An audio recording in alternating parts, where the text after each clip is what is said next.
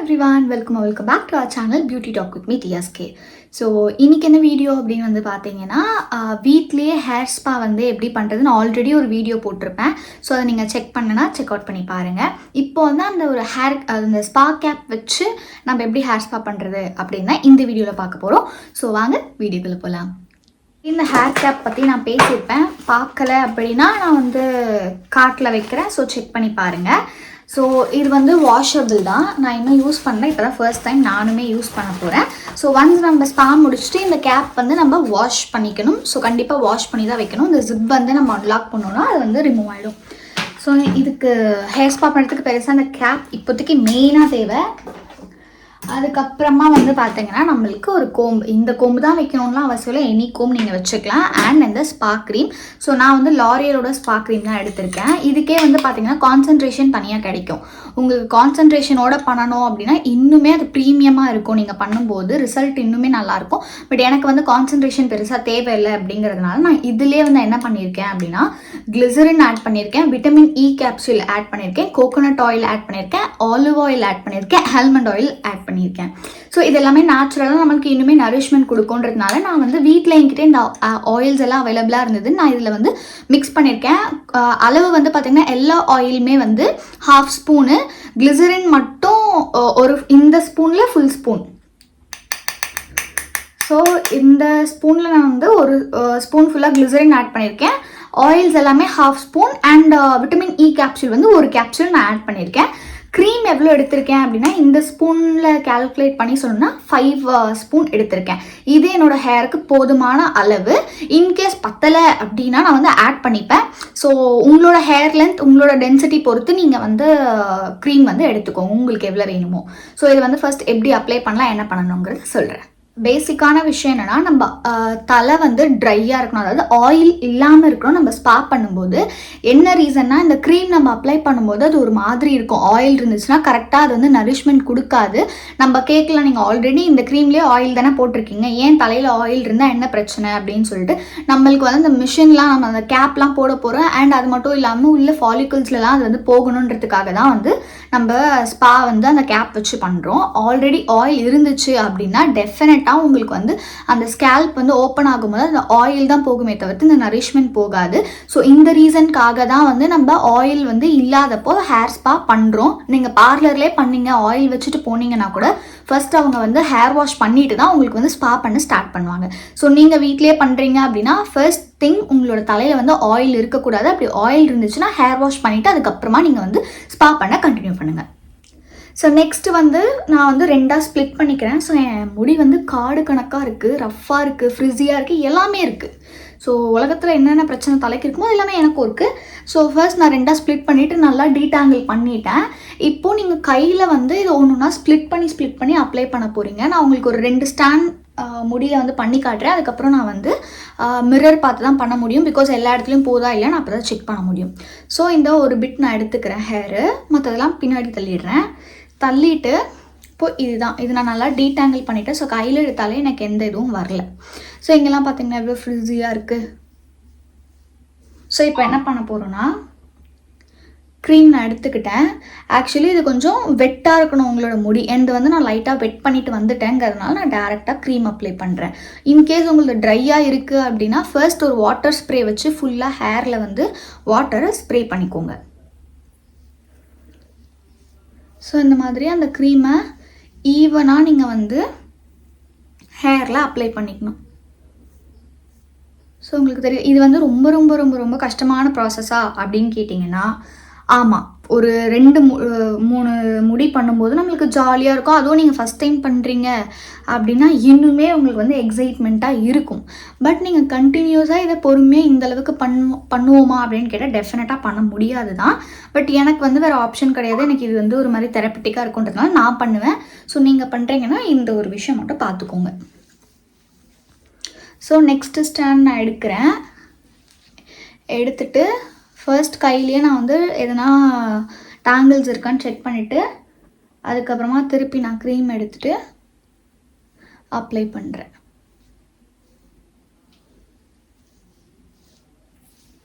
And நிறைய பேர் வந்து ஸ்பா பண்ணால் எனக்கு நீட்டாக முடி வருமா, ஸ்ட்ரைட்னிங் பண்ண மாதிரி ஆகுமான்னு கேட்குறீங்க.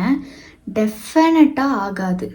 ஸோ நீங்கள் நார்மலாக வந்து உங்களோட ஹேர் வந்து கேர்லி ஹேர் அப்படின்னா இப்படி க்ரீம் அப்ளை பண்ணும்போது அது நீட்டாக இருக்குமே தவிர்த்து ஆட்டோமேட்டிக்காக அது வந்து நம்ம ஃபுல் ஹேர் பண்ணி முடிக்கிறதுக்குள்ளே உங்களோட ரியல் ஹேர் மாதிரி தான் இருக்கும். ஸ்பாங்கிறது வேறு, ஹேர் ஸ்ட்ரைட்னிங்கிறது வேறு, ஸ்மூத்னிங்கிறது வேறு. ஸோ இந்த ஒரு டவுட் இருந்துச்சுன்னா இப்போ நான் உங்களுக்கு சொல்கிறேன், ஹேர் ஸ்பா வந்து கம்ப்ளீட்டாக நம்மளோட ஹேரை வந்து ட்ரீட் பண்ண போகுது. விச் மீன்ஸ் நம்மளோட ஹேருக்கு நரிஷ்மெண்ட் கொடுக்க போதே தவிர்த்து அது உங்களோட ஹேரை ஸ்ட்ரெயிட்டாக மாற்றாது, கேர்லாக மாற்றாது, உங்களோட ஏர் டெக்ஸ்சரை அதை மாற்றவே மாற்றாது.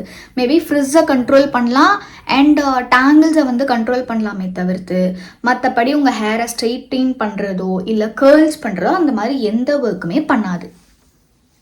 உங்களுக்கு இன்கேஸ் என்னோடய ஹேர் வந்து ட்ரையாக இருக்குது எப்படி ஸ்ப்ரே பண்ணுறது அப்படின்லாம் கேட்டிங்கன்னா நான் ஸ்ப்ரே பண்ணியே உங்களுக்கு இப்போ காட்டுறேன். நீ சொட்ட இருக்கணுமா இல்லை எப்படி இந்த மாதிரிலாம் டவுட்ஸ் வந்ததுன்னா நான் முடிஞ்சது, ஏன்னா எனக்குலாம் ஸ்டார்டிங்கில் இந்த மாதிரிலாம் டவுட்ஸ் இருந்தது.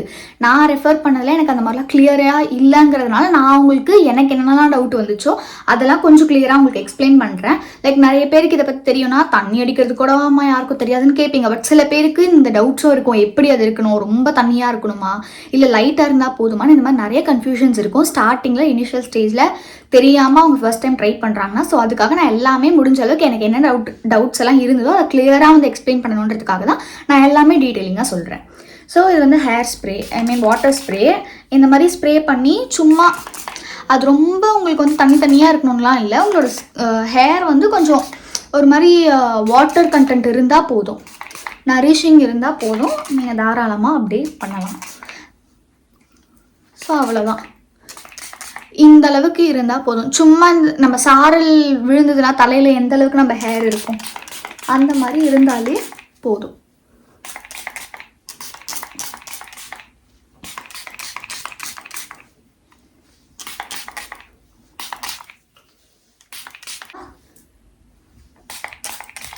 அவ்வளோதான், இதுக்கு மேலே வாட்டர் வந்து தேவையே படாது, இதுவே போதும். ஸோ இந்த மாதிரி உங்கள் ஹேர் வந்து இருக்கணும், அவ்வளோதான். ஓகே, நெக்ஸ்ட் இன்னொரு ஸ்டாங்ஸ் வந்து நான் பண்ணிவிட்டு அதுக்கப்புறம் நான் ஃபுல்லாக அப்ளை பண்ணிவிட்டு உங்களுக்கு வந்து நான் பேலன்ஸ் காட்டுறேன். ஏன்னா இதுவே காமிச்சேன்னா உங்களுக்கு கண்டிப்பாக போர் அடிக்கும், அதனால். ஸோ இப்போது எனக்கு எந்த டேங்கிள்ஸும் இல்லை என் முடியல. க்ரீம் எடுத்துக்கிறேன், ரூட்லேருந்தே அப்ளை பண்ணலாம். ஸோ ஸ்பா க்ரீம் பொறுத்த வரைக்கும் இப்போ மாஸ்கெல்லாம் வந்து நிறைய மாஸ்க் வந்து நம்ம ரூட்டில் படாமல் வெறும் ஹேர் லென்த்தில் மட்டும் அப்ளை பண்ணணும் அப்படின்னு சொல்லிட்டு போட்டிருக்கோம். பட் ஸ்பா க்ரீம் பொறுத்த வரைக்கும் உங்களுக்கு ரூட்லேருந்தே வந்து நீங்கள் அப்ளை பண்ணலாம். ஸோ அப்போ தான் வந்து ஃப்ரம் ரூட்லேருந்து உங்கள் முடி வந்து நல்லா நரிஷிங்காக இருக்கும். ஸோ தாராளமாக இது ரூட்லலாம் படலாம், எந்த ஒரு பிரச்சனையுமே கிடையாது. ஸோ இப்போ நான் வந்து ஃபுல் ஹேர்லேயுமே நான் க்ரீம் நல்லா அப்ளை பண்ணிட்டேன். ஸோ நான் அப்ளை பண்ணதை நீங்களும் பார்த்துருப்பீங்க. பட் ஆனால் என்னோடய ஹேர் வந்து திருப்பி என்னோடய ஹேர் எப்படி இருக்கோ, லைக் கேர்ள்ஸ் வந்து கொஞ்சம் வேவியாக இருக்கும் அந்த மாதிரி தான் ஆயிடுச்சு. ஹேர் வாஷ் பண்ணாலும் இது கேர்ல்டாக தான் இருக்கும் கொஞ்சம். ஸோ உங்களுக்கு வந்து ஸ்ட்ரெயிட்டாலாம் ஆகாது. ஸோ ஒன்ஸ் இந்த க்ரீம் ப்ராசஸ் எல்லாமே முடிஞ்ச உடனே மசாஜிங் தான் இருக்குது. ஸோ நான் மசாஜும் வந்து பண்ணிட்டேன். ஸோ பேசிக் மசாஜ் உங்களுக்கு எந்த மாதிரி ரிலாக்ஸிங்காக இருக்குமோ அந்த மாதிரி நீங்கள் மசாஜ் பண்ணாலே போதும். அது முடிச்சுட்டு தான் நம்ம இந்த கேப் வந்து வேர் பண்ண போகிறோம். ஸோ இங்கே வந்து நம்மளுக்கு லைக் டைட் பண்ணிக்கிறதுக்கு கொடுத்துருக்காங்க.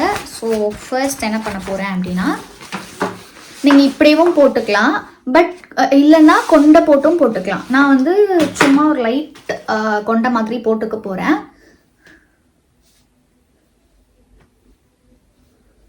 இல்லை நீங்கள் கிளிப் போட்டுக்க உங்களுக்கு வசதி இருந்ததுன்னா கிளிப்பும் போட்டுக்கலாம்.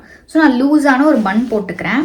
போட்டுட்டு இதை நான் வந்து கேப் மாதிரி போட்டுட்டு டைட் பண்ணிக்கிறேன். ஸோ இப்போ நம்ம வந்து ஒரு 15 மினிட்ஸ் ஸ்டீம் பண்ண போகிறோம். ஸ்டீம் பண்ணதுக்கப்புறமா ஹேர் வாஷ் பண்ண போகிறோம். ஸோ நான் ஸ்டீம் பண்ணிவிட்டு உங்களுக்கு எப்படி இருக்குன்னு ஒரு வாட்டி காட்டுறேன். ஹேர் வாஷ் பண்ணிவிட்டு எப்படி இருக்குன்னு நான் உங்களுக்கு காமிக்கிறேன். ஸோ இப்போ வந்து இதை வச்சு 15 மினிட்ஸ் ஆயிடுச்சு. ஸோ இப்போ நான் வந்து இதை ரிலீஸ் பண்ணுறேன். செம்மையாக இருந்துச்சு, செம்ம சூதிங்காக வேறு இருந்தது.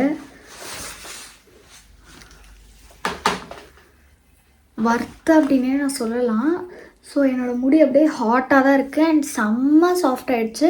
இங்கே உங்களுக்கு பார்த்தா தெரியும். ஸோ இப்போ வந்து நான் ஹேர் வாஷ் பண்ணிடுறேன். உங்களுக்கு அந்த ஸ்டீம் எந்த அளவுக்கு தெரியுதுன்னு தெரியல, பட் நான் எனக்கு தொட்டு பார்த்தேன்னா அவ்வளோ ஹாட்டாக இருக்குது. ஸோ எனக்கு இந்த ஸ்பா கேப் ரொம்ப ரொம்ப பிடிச்சிருக்கு. நான் ஹேர் வாஷ் பண்ணிவிட்டு என்னோடய ஹேர் எப்படி இருக்குன்னு உங்களுக்கு காமிக்கிறேன்.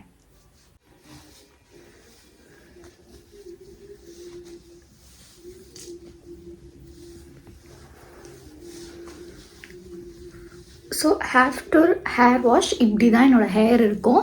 ஸோ ரொம்ப சில்கியாக அப்படிலாம் இருக்காது, பட் ஃப்ரிஸ் கண்ட்ரோல் பண்ணும், உங்களுக்கு முடி வந்து ரொம்ப ரொம்ப சாஃப்டாக வச்சுக்கும். ஸோ இதுக்கு தான் நம்ம ஹேர் ஸ்பா பண்ணுறோம். எனக்கு இந்த கேப் யூஸ் பண்ணதை வந்து ரொம்ப ரொம்ப சாட்டிஸ்ஃபைடாக இருந்துச்சு. பிகாஸ் இந்த மிஷினுக்காக தான் நம்ம மோஸ்ட்லி 3000 அப்படி ஸ்பெண்டே பண்ணுவோம். நம்மளுக்கு அந்த டெம்பரேச்சர் லெவல் வந்து நீங்கள் பார்லர் போய் பண்ணிங்கன்னா லைக் லிட்டலி அந்த ஸ்வெட் வந்து நம்மளுக்கு அப்படியே ஊற்றும். அந்த அளவுக்குலாம் நமக்கு வந்து தேவையே கிடையாது. ஒரு நார்மல் டெம்பரேச்சர் இருந்தாலே நம்மளுக்கு ஹேர் ஸ்பா பண்ணுறதுக்கு போதும். ஹேர் ஃபாலிகல்ஸில் நல்லா அது ஹைட்ரேஷன் கொடுக்கும்.